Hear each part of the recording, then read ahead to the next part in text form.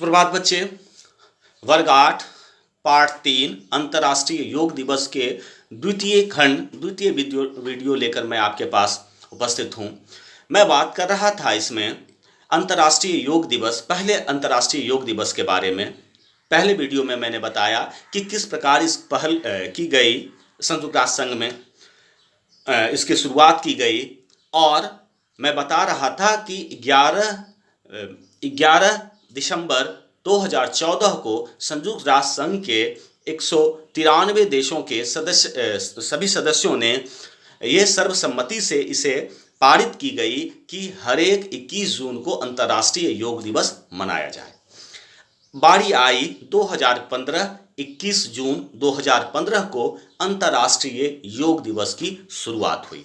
पहला अंतर्राष्ट्रीय योग दिवस, इसकी शुरुआत बच्चे तमाम देशों में, जैसे हम शुरुआत करते हैं कि इसका मुख्य केंद्र दिल्ली था और यहाँ पर इसकी अध्यक्षता कर रही थी उस समय की मंत्री सुश्री सुषमा स्वराज।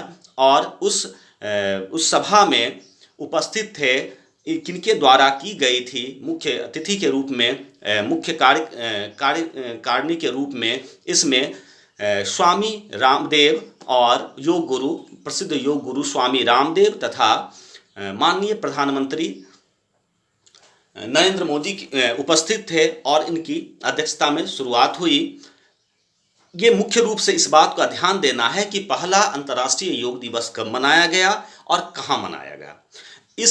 इसमें इसकी खासियत थी बच्चे कि ये पहला अंतर्राष्ट्रीय जो था योग दिवस वो पूरे विश्व में मनाया गया।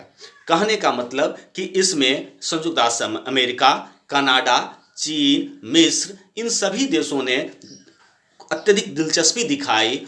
और इनके इसमें खास बातें ये थी कि इस प्रथम अंतर्राष्ट्रीय योग दिवस ने 2 गिनीज बुक वर्ल्ड रिकॉर्ड कायम किया।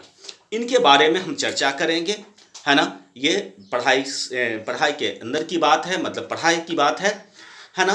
क्या है दो, इसमें सब प्रथम एक ऐसा वर्ग था, ऐसा क्लास चल रहा था, ऐसा योग सिखाया जा रहा था जिसमें एक साथ 36,000 कह सकते हैं 35,985, है ना, 36,000 लोग ने एक साथ वर्ग में उपस्थित होकर यानी योग के क्लास में एक साथ योग किया।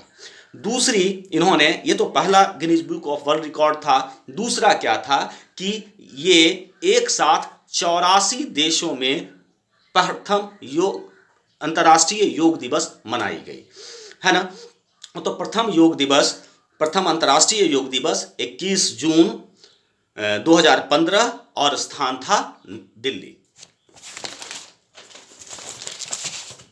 दूसरा अंतर्राष्ट्रीय योग दिवस वर्ष 15 के बाद 16 दिन, वही 21 जून 2016 को हरियाणा और पंजाब दोनों संयुक्त रूप से मनाई गई।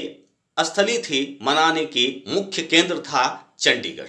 चंडीगढ़ में फिर प्रधानमंत्री नरेंद्र मोदी उपस्थित थे और तमाम मंत्री के कुछ सदस्य भी जो गणमान्य लोग थे उपस्थित थे। इसमें एक खास विषय पर बल दिया गया। विषय था कनेक्ट द यूथ, यानी यूथ को जोड़ने का। इस योग दिवस की मुख्य विशेषता क्या थी कि इस योग दिवस में एक बात विशेष रूप से एक विषय दिया गया कि हमें यूथ को यानी युवा को जोड़ना है। और ऐसा ही हुआ और बहुत धूमधाम से दूसरा योग दिवस 21 जून 2016 को मनाया गया। हम तीसरे योग दिवस की बात करते हैं वर्ष 2017 दिनांक 21 जून। तीसरा योग दिवस लखनऊ में मनाया गया, यानी तीसरे अंतर्राष्ट्रीय योग दिवस का केंद्र था लखनऊ। वहाँ पर भी उतने ही धूमधाम से, बड़े धूमधाम से मनाई गई। और इस तीसरे अंतर्राष्ट्रीय योग दिवस में लगभग 150 देशों में एक साथ मनाया गया तथा इसका सीधा प्रसारण किया गया। सीधा प्रसारण भारत के सभी राज्यों में दिखाए गए टीवी के माध्यम से इसका प्रसारण किया गया।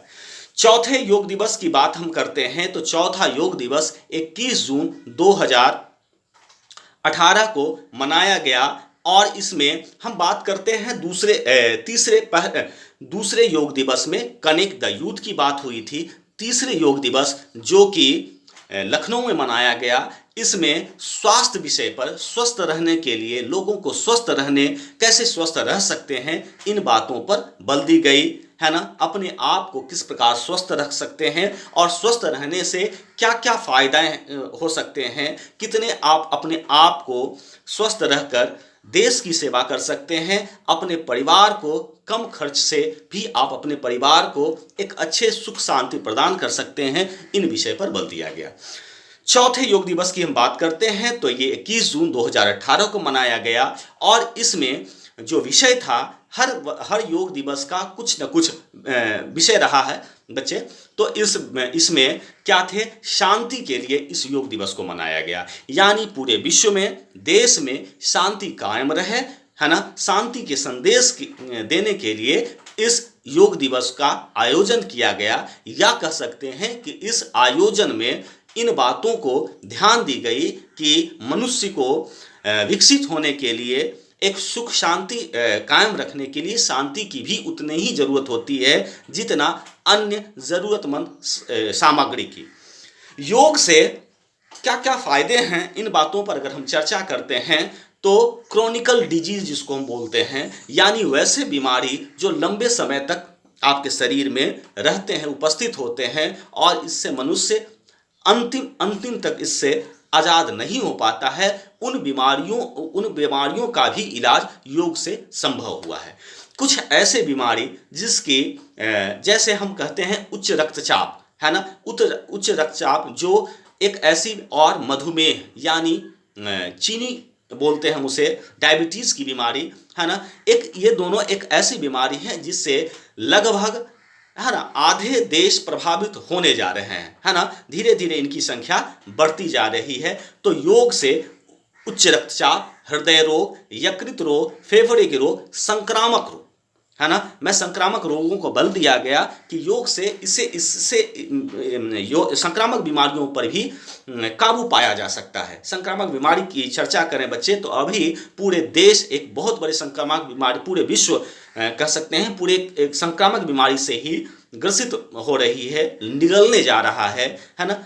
इसलिए मैं संक्रामक बीमारी पर बल देते हुए कहा कि योग से संक्रामक बीमारी, मधुमेह, यहाँ तक कि जानलेवा कैंसर, टीबी की भी इलाज योग से संभव है। योग क्या करते हैं, हमारे शरीर में ऊर्जा जैसे कुछ आसन हैं, प्राणायाम हुआ, है ना, तो इनसे क्या होते हैं, हमारे शरीर की कोशिकाओं में अच्छी मात्रा में ऑक्सीजन जाती है, जिससे सुस्त पड़ी कोशिका, या कह सकते हैं कि जो डेड सेल होते हैं, है ना, तो वो क्या होते हैं, धीरे धीरे वो भी जीवित हो जाती है, अपनी पूरी ऊर्जा वो बनाना शुरू कर देती है, शरीर को प्रदान करना शुरू कर देती है। एक बात का ध्यान देना चाहिए कि हमें योग करते समय हमें एक निश्चित क्रियाओं के लिए, निश्चित बीमारियों के लिए निश्चित क्रिया है। जैसे एक भ्रामरी, योग का एक क्रिया है भ्रामरी। इससे क्या होते हैं, मन शांति की, है ना, मन में जितने भी आपके समस्याएं रहती हैं उसको कंट्रोल किया जा सकता है, उस पर नियंत्रण पाया जा सकते। तो विद्यार्थियों के लिए इन तरह के क्रियाओं को करना लाभकर होगा, हितकर होगा। तो हड़बड़ी में योग न करके गुरुओं के द्वारा बताए गए आसन को हम ध्यान पूर्वक करते हैं, है ना, और करना चाहिए। इसी को हम मार्गदर्शन कहते हैं। कह सकते हैं कि हमें गुरुओं के मार्गदर्शन में ही योग करना चाहिए, है ना। आयुर्वेद योग के द्वारा आयुर्वेद को प्रचार प्रसार करने में भारत में 2 महान व्यक्तियों का मैं कह सकता हूं कि नाम लेना उचित होगा, है ना। योग की शुरुआत तो महर्षि पतंजलि के द्वारा हुई, लेकिन अभी नवीनतम आधुनिक युग में 2, एक स्वामी रामदेव तथा श्री श्री रविशंकर, इन दोनों व्यक्तियों ने, ये दोनों विभूतियों ने योग को पूरे विश्व में, आयुर्वेद को पूरे विश्व में फैलाया और इससे लाभान्वित किया। मैं एक और बात मैं बताता हूं बच्चे, जो सबसे जरूरी बात और ये पूरे का निचोड़ कह सकते हैं, ये है कि योग वह साधन है जिस पर सारी दुनिया सुखद भविष्य का अवलंबित है, यानी उस पर आश्रित है ना।